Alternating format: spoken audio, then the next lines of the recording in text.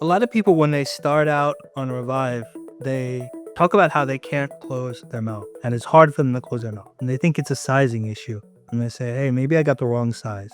And in my view, if you can't close your mouth with the mouth guard in, it's almost never a sizing issue. It is a soft tissue stretching issue. The mouth guard's like this big thing that you're trying to stretch the soft tissue over. And that just takes a bit of time for this tissue to stretch. You got to keep wearing it. You got to do some other stretches with it. And eventually you'll close your mouth pretty easily and naturally. And then it'll just be easy after that. What I want to focus on with this video is that the physics of this that you're using is really a stretch. It's like a soft tissue stretch. You can almost imagine taking like this balloon, like stretching it. Why do I think it's stretching? Well, I think that, first of all, let's look at some of the other physics that other people believe in. Orthodontists think that you should push on teeth, right? And so for me, an ALF appliance is a really good example. Is when you put a lot of pressure on an ALF, it just tips the teeth. It doesn't stretch anything. Another one is like when you, for example, you use a palate expander like a MARPA and you force the bone open, right? All that does, in my view, is you're going to derange the other bones. Like you're going to, within this soft tissue balloon that is covering your skull, you're pushing the bones outwards and the rest of them are just going to compensate and further get more asymmetrical. The physics that you want is this stretching of the tissue around the skull, almost as if you were inflating it with an air pump. And how do I conclude this? I look at what's happening to me, right? And then, I've done this numerous times over the last 10 years, and I see it again now, is everything points to stretching. Sometimes I'll see lines, almost like stretch lines on my arm, on my hand, on my leg.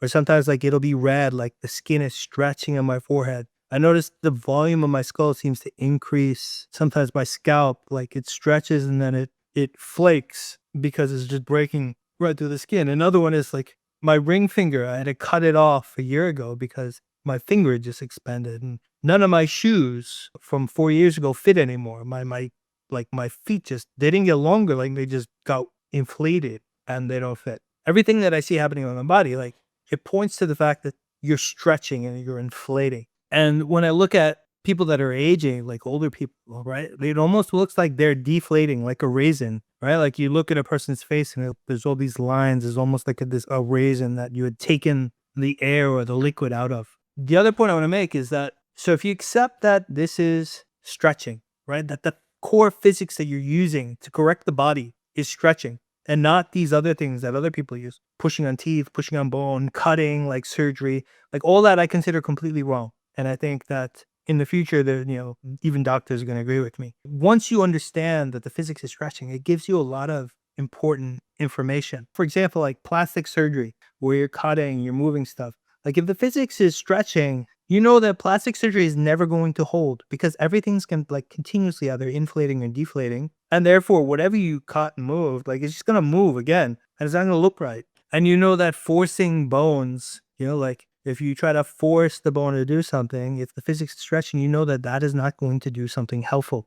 Diet and exercise. If you know that the physics is stretching, you know that like diet and exercise is not actually stretching this soft tissue that I'm talking about. It's just like trying to lose weight. Like you're a skinnier version, but you're not necessarily healthier. You have not changed your structure with diet and exercise. And, aging as well is that I view that aging, like if it's all about stretching, maybe aging doesn't exist because aging is this deflating effect, this physics that can actually be stopped and reversed. And so if it can be reversed, like, can we stop aging? We'll see. Point that I want to push through today is that you should be thinking about the fact that the physics we are using with this mouth guard is stretching, and that when you want to fix something, you need to inflate and stretch, and then things move back into the right position. You do not want to cut, you do not want to use force. And that might sound super simple, but I honestly think that they're going to figure out that correcting the human body, when you boil it down, is actually really simple.